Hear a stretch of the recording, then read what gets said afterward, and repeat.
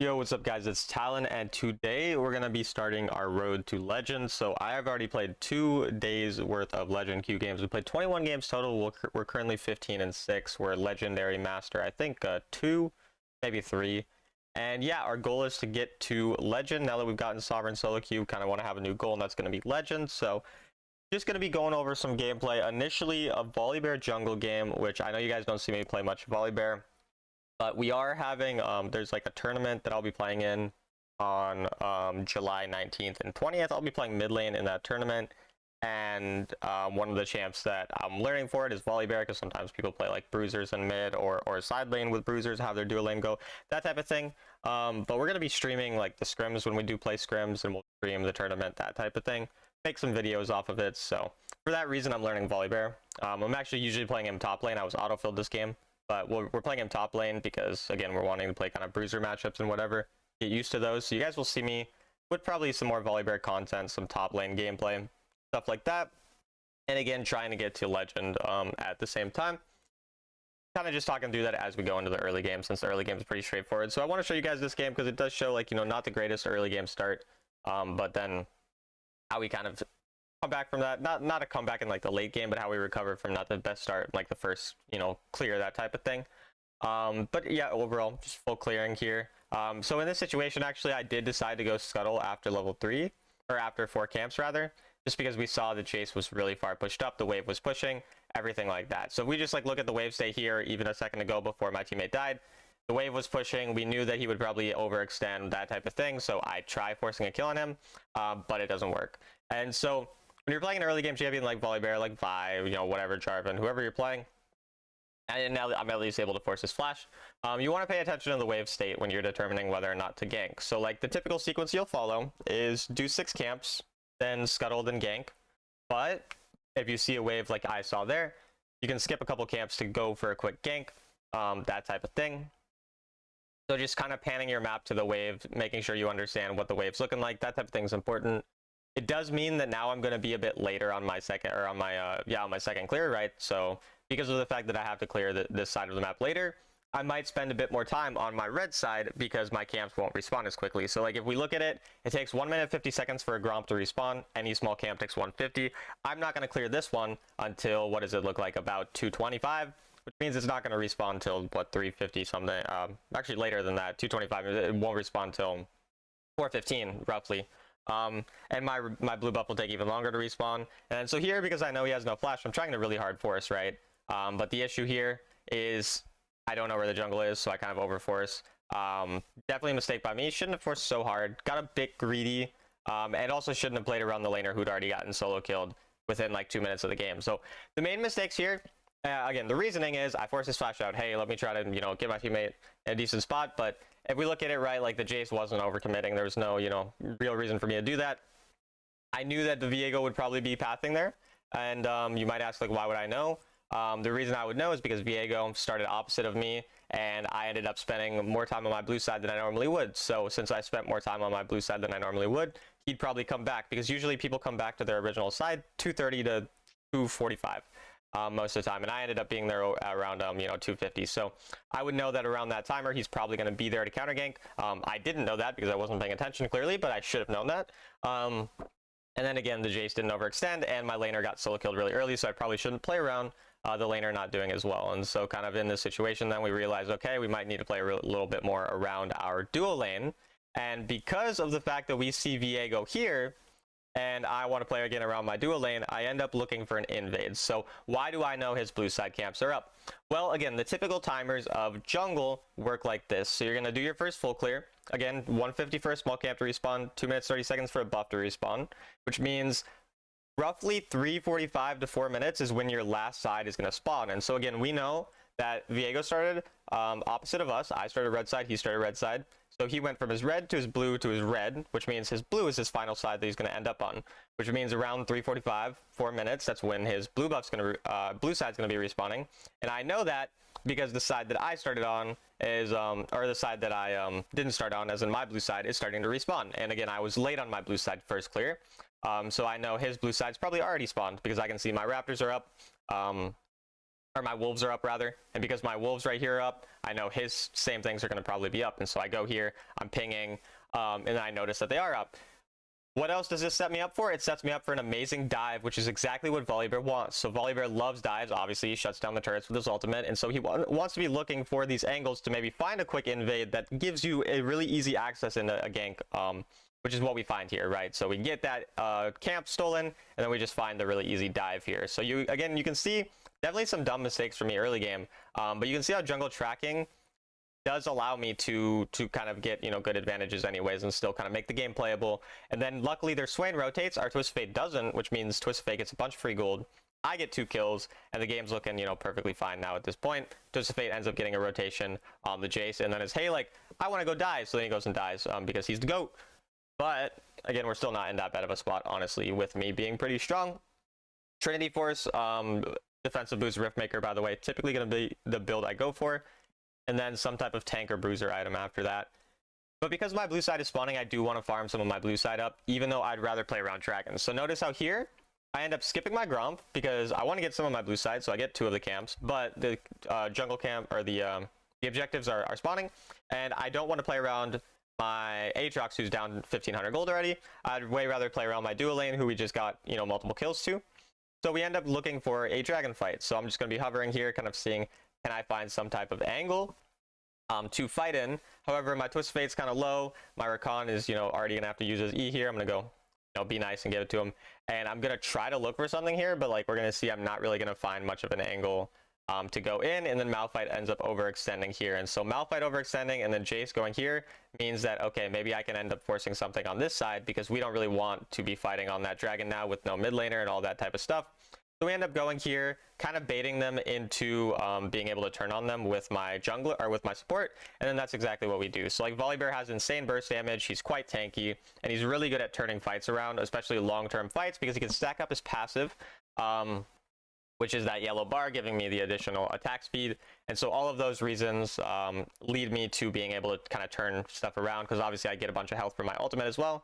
And then now we're just able to kind of force this fight around the Herald until we're able to get the smite on it. And so this kind of turns the game around really heavily. So you saw, again, first couple of minutes did not go well. I overforced and made some silly plays, but we ended up having good jungle tracking to understand that on our last you know, minute of the early game before the objective spawned, I was able to get that invade off on his blue side, which led to me being able to dive the enemy, got me a couple kills, went to my blue side to farm a little bit, but wanted to make sure I still played around my stronger lane. So we go for the dragon, but we're not, you know, over eager to fight a dragon. It's just a dragon. It's not the end of the world if nothing works out. So we end up just, you know, turning onto the Jace when he rotates, getting that shutdown onto him with our, you know, Rakan with the good rotation, all those types of things. So you kind of saw how we're able to get the early game back on track despite, you know, again, not a great start. And that's something Volibear is really good at. And again, we're going to talk about Volibear top lane later because I do think he's a really fun top laner. So I will be making like a video on him top lane as well. But yeah, in the jungle, that's kind of what you're looking for most early game junglers. And again, that jungle tracking really leads to that. And then here, I just want to be efficient enough. So I'm going to farm some of my camps. I see mid lane they might be fighting, but it doesn't matter too much to me. And then here, I'm in a position to possibly dive. Obviously, we see Swain rotating, so it's not like really looking too likely. But I was seeing if there's an angle. Not really the best angle to go on, though, because I do have a lot of gold that I need to spend. So it's definitely more useful to just spend that gold. Probably go back to my blue side and then maybe look for like a top lane dive here. Because Jace is a pretty diveable champion, like he's pretty squishy. So generally when the enemy have a top laner who's more squishy, you want to play around trying to dive them. Luckily, the Jace just dies to Aatrox. I don't really know how, given the fact that Jace was ahead so much, but shout out to him for dying. And so we're just able to find a little invade angle because a lot of the enemy camps are up. So we just, you know, we get multiple camps, we get the invades off. Then we go mid wave afterwards, and we're kind of just able to get a bunch of gold. And then obviously we're gonna see, you know, like a little fight here. But yeah, just getting as much gold as possible. My champion, once you do get ahead, is kind of unkillable for the most part. So we're kind of just focusing now on forcing this fight, which is what we get onto the Viego. And he's down 2 levels on us. He can't really fight us, but he's gonna try. So we're able to get that kill. We have the Riftmaker, but I do look for the invade, I believe, just because I knew his camps are probably up, which they are. But yeah, pretty straightforward here. Again, just kind of being pretty aggressive, looking for those fights when we can. Volibear is definitely a champion who wants to fight. think I end up looking for another camp here to see if it's up or something. Yeah, but it's not, so I just take the recall. I think I take the recall. All right, I actually found an angle to get this turret because they did show mid lane. And since they showed mid lane, I kind of knew I had some time to get this turret and then run away afterwards, so we kind of just start forcing this. And then, you know, we know, like, Viego, again, he's really behind. If he ends up going on our teammate, we just stun him. We find the ult to try to cancel the Vayne E. That's why I ulted like that, is because I wanted to cancel Vayne E and you become unstoppable in Volibear ultimate.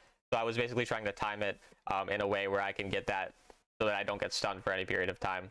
That was basically the thought process there. And then now we're just kind of kiting back, hoping that our team can do something. Rakan kind of saves us there. We did definitely get a bit greedy, but shout out to Rakan there. And then here, Jace ends up going on us, and I decide I want to turn on him. In this turn, I wouldn't have even died, but he had QSS, which I was a little surprised by. But nonetheless, it's not a bad turn at all, because we're still able to get some kills there. So not a big deal at all, and we can still get back to the dragon in time, everything like that.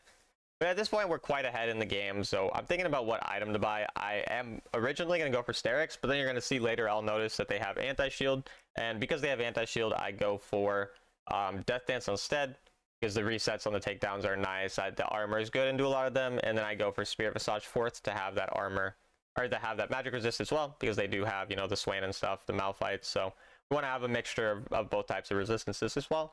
But yeah, we're still able to get back in time for the fight. Jace is not really here, so we know, like, if we want to force a fight, it's going to be pretty easy. Otherwise, we just get the dragon and then we leave. And either way, we're going to be pretty happy. At this point, I have 6 camps up, so I do want to make sure I farm. A champion like Volibear, it sometimes gets hard to remember to farm, right? Like, you're forcing a lot of fights. You're just playing the game, you know, constantly fighting because your champion can fight a bunch. But then you got to go back, you know, into farm mode when you do see camps up. So that's what I end up doing. I go for these 3 camps, go for my blue side. And then we find another fight angle, and it's a good fight angle to fight after we farm. Ideally, and it looks like I actually, like, you know, got off a camp because my teammate was fighting, right? So, like, I'm totally fine with getting off a camp, obviously, to get that free kill that we saw. It'd be ideal to fight, you know, after I've spent my gold, but in this case, right, like, the fight kind of just happened, so there's not much I could do. And I'm perfectly fine with that, you know, taking that free kill. And then I'm just kiting the camp into my, like, bush so it doesn't get stolen or anything, basically. And then again, we can just kind of farm here. Not much else to do at the moment, so we just farm. And I should just recall as long as I don't see anything else, you know, around the objective, which is what we do. And this is when I decide, like, Death Dance. Could have probably taken more time to determine a different item. If I wanted, like, Zeke's could be okay here, honestly. Zeke's is not bad, but I already built the long sword, so I just decided to go for that. And I do have pretty low magic resist, so definitely need Spirit Visage next year. I could have gotten Twin Guard 3rd, but it kind of not as much damage. It wouldn't have been bad. In top lane, I definitely would go, like, Twin Guard 3rd here.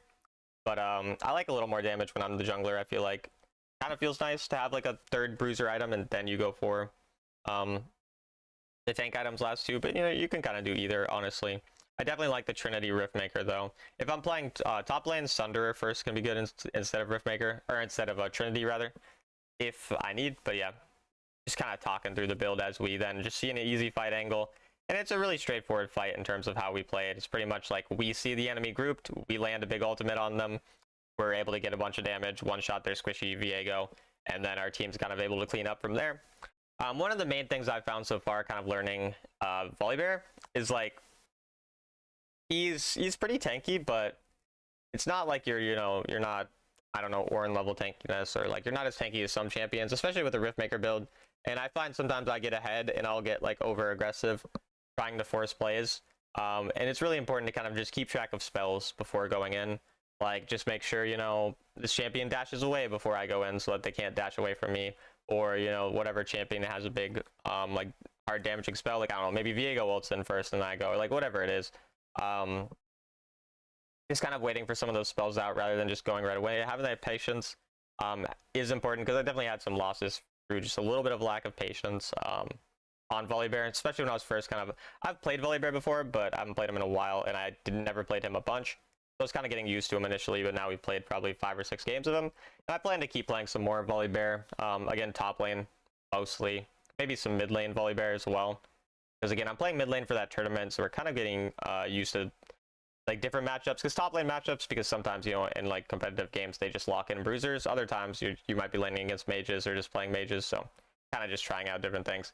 And I'm gonna be streaming everything. I'm not like taking it seriously enough where I'm like gonna hide everything. Like if I'm playing a champion that I'm gonna maybe play in the tournament, I'm just gonna say it because like people could find my champion pool anyways just by watching my stream. It's not that hard, and I can play a lot of champs, so I don't really mind. It's like, you know, we'll still pick whatever's best for the draft. Doesn't really matter. But yeah, I mean, at this point, we're just kind of hovering Baron. So each team has a dragon, so I don't actually care about this dragon. I'm just hovering the Baron side of the map because I don't want the enemy randomly sneaking a Baron or getting something like that. Like, it's very common that people will go dragon when it's 1-1 in dragons, and then they'll just throw the game because they lose a Baron. And if you're like the losing team, it's really good to just force a Baron randomly. But you can see, like, I'm aware of the fact that they might do that. I don't want them doing that, so I just end up kind of sitting here. I do get, you know, a little over aggressive, so I actually use my ult to run away, and then it kind of involuntarily baits them in a little bit. My Rakan's able to find a decent engage, but you did see me kind of do what I was talking about, where I do go a bit too aggressive and I get caught. It kind of leads to my team dying, but if I had ulted in, we probably would have thrown the entire game, but instead we ulted out. So it's not quite as bad, but it's still not good. So we're just kind of looking for an angle to maybe turn on someone now. Luckily, Twisted Fate finds a kill onto the Malphite, and so we kind of have enough pressure where not the end of the world. I use my sweeper to find Viego in his invisibility so we can chase him down like this, which leads to him having to flash and taking a bunch of damage as well. Then Jace does go in here, but I think we're able to turn on to him, which we do, yeah, with our ultimate, making sure we don't get one shot or anything like that. Probably didn't need to ult, but I did nonetheless. And so we're able to turn that around. Again, very, very good champion for turning things around. Twisted Fate forgets to click gold card, so he unfortunately dies, but at least he gets the kill there. And again, we're just hovering the Baron side. Like, I literally don't care about dragon. I say as I almost go to the dragon, but yeah, we just ping the Baron. That's pretty much all that we're kind of aware of. And I am a bit too aggressive again. So you saw like multiple really over aggressive plays from me. I should have just waited for my team to come. I don't really know why I didn't wait for my team to come. But luckily they kind of turn it around here, despite me being kind of an idiot. So, you know, I'm still an idiot sometimes. Definitely not ideal by me, but shout out to the Ezreal for the kills. We at least got decent damage on them, but yeah, that could have been a really bad throw by me. I mean, I should have just waited for my team. Don't really know why I didn't, but I make sure to get anti-heal as well here now at this point. Swain, you know, heals a bunch. Viego still heals a decent amount. Vayne does. They all kind of heal a lot, so make sure to get the Bramble Vest, and then again, we're just going back Baron side, really being aware of that. Waiting for some type of wombo combo that our team can get. We get a really good amount of damage onto that Malphite, and I think we kill him. Yeah, we do. And then here you can just see my damage when I turn onto any of their kind of squishier champions in a second here. Yeah, we're just able to get a bunch of damage onto pretty much all of them. And I think we just end the game here with the triple kill, just going down mid lane now, ending the game. So you can see, like, really good fighting champion. Again, some of those things we did in the early game I think are important for you guys to learn from. Also learn from not being an idiot and randomly running into like 5 people like I did a couple times. Don't do that. That's not very good. But if you guys are interested in coaching from a solo queue sovereign player like myself who's been top 10 on the server about 5 separate seasons, just DM me on Discord, Talon1169, or through the link in the description to my Discord server. Coaching is $25 an hour. There's plenty of examples on my YouTube, everything like that. But I hope you guys enjoyed, and I'll see you in the next video.